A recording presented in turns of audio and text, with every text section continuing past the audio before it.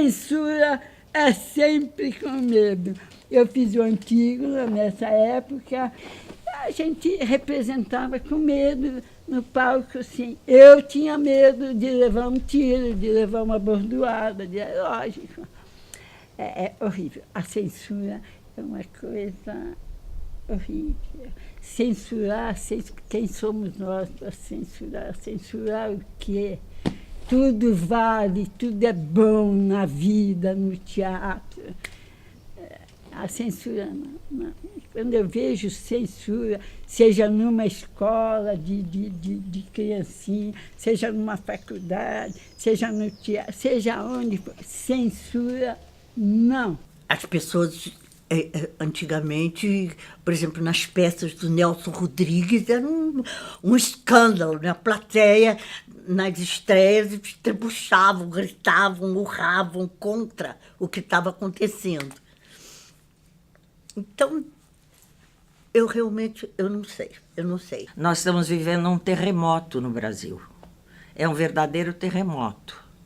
As pessoas estão completamente avariadas, perdidas, as pessoas estão sem emprego, as pessoas não sabem nem direito como vão ganhar a vida. É um terremoto, é o que está acontecendo.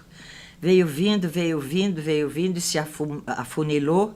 E agora, mais do que nunca, com as brigas acirradas pelo poder, a luta pelo poder. Isso existe desde que o tempo é tempo, mas a gente não pensou que fosse chegar a esse ponto, não é? Você tem hoje um momento particularmente muito difícil, né? Porque você tem você começa a ver nas ruas hordas fascistas, né? Então não é mais a censura da Polícia Federal, mas é a tentativa de censura de grupos paramilitares que invadem, que protestam, que denigrem, que mentem, que criam fake news. Isso é grave, né?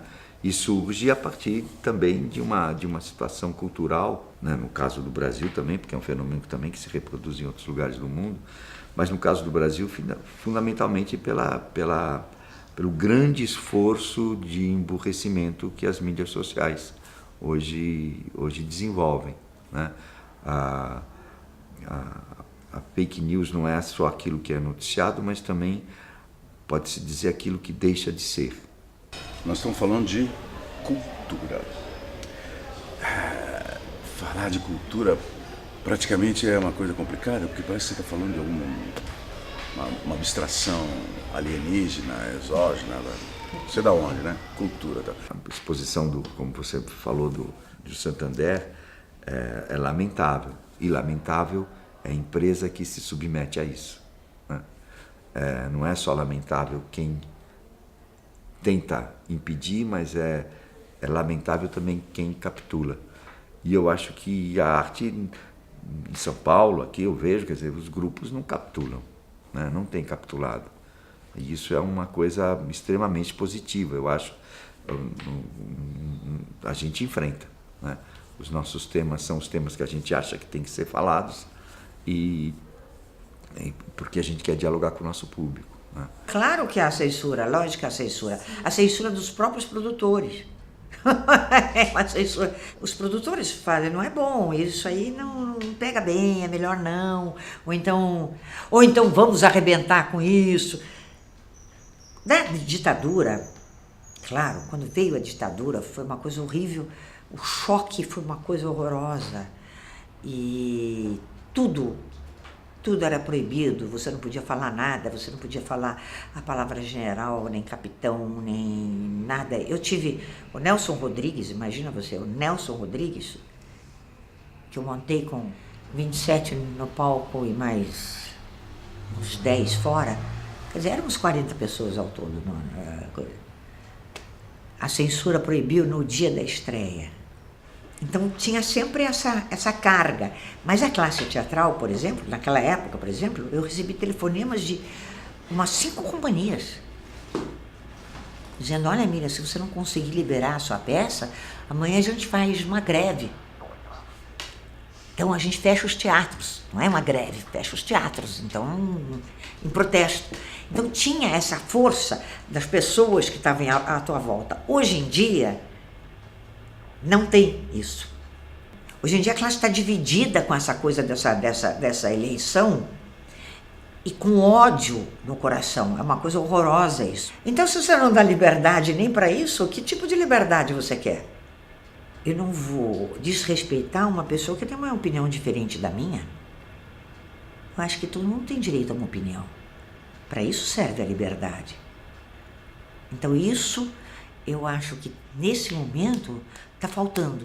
E na época da ditadura, que faltava a liberdade mesmo, que realmente que as pessoas eram presas e mortas e escorraçadas enfim, torturadas e tudo, as pessoas se uniam, todas.